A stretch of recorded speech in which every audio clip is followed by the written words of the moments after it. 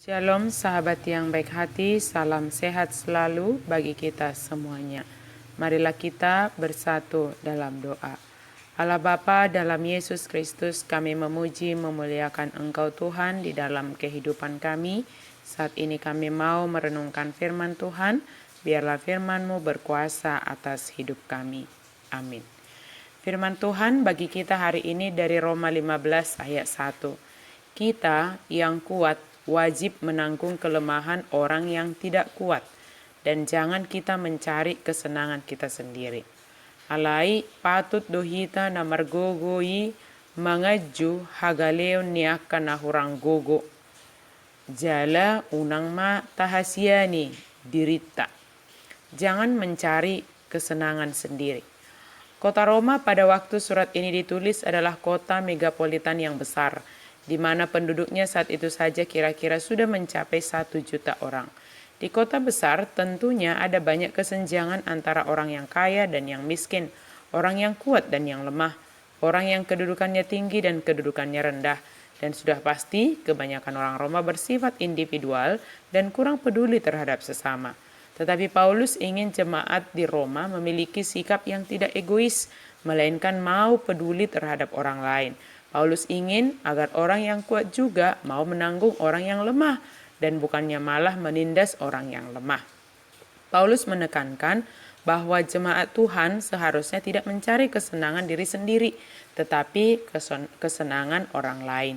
Hal ini tentunya bukan mencari kesenangan dalam arti yang tidak baik, tetapi mencari apa yang menyenangkan orang lain untuk kebaikan dan yang membangun jemaat. Kita tentu tidak bisa melakukan kesenangan-kesenangan orang lain yang tidak berkenan di hadapan Allah. Tetapi kita harus melakukan hal-hal yang menyenangkan sesama kita dan juga menyenangkan Allah. Paulus mencontohkan sikap Kristus yang tidak mencari kesenangannya sendiri. Ia yang adalah Allah mau turun ke dalam dunia dalam rupa seorang manusia dan bahkan mau mati di kayu salib demi menebus dosa-dosa kita.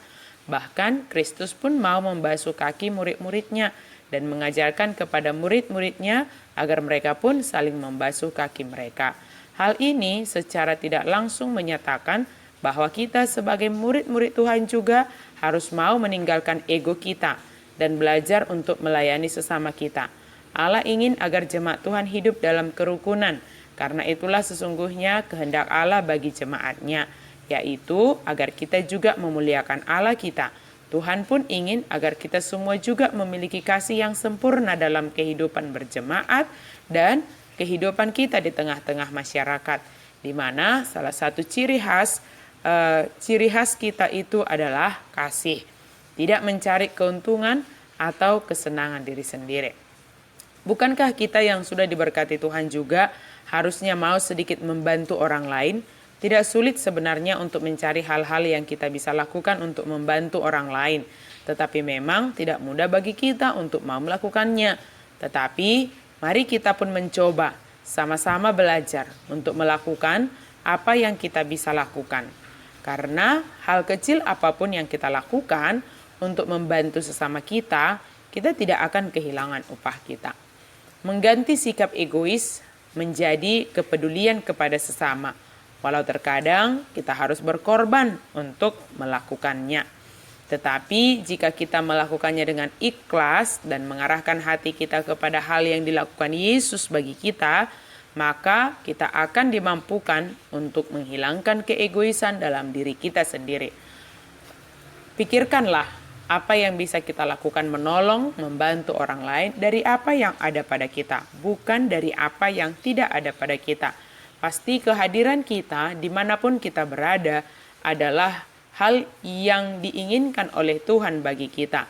Bukan kebetulan, tetapi ada tujuan Tuhan menempatkan kita di satu tempat untuk menjadi berkat, di tempat kita bekerja untuk menjadi berkat kepada sesama kita dengan kepedulian yang boleh kita tunjukkan melalui tindakan kita sehari-hari. Tuhan memampukan kita menjadi pribadi yang peduli dan memikirkan kesenangan orang lain dalam kebenaran firman Tuhan. Amin, mari kita berdoa. Terima kasih Tuhan untuk firman-Mu. Tolonglah kami Tuhan, mampukan kami untuk peduli kepada sesama kami, untuk memikirkan apa yang menjadi kesenangan, tentunya hal-hal yang benar, dan membangun kehidupan sesama kami. Kami percaya Tuhan, Engkau mengasihi kami, dan kasih-Mu yang ada pada kami gunakan untuk menunjukkan kepedulian kami kepada sesama kami. Dalam nama Yesus kami berdoa dan bersyukur. Amin.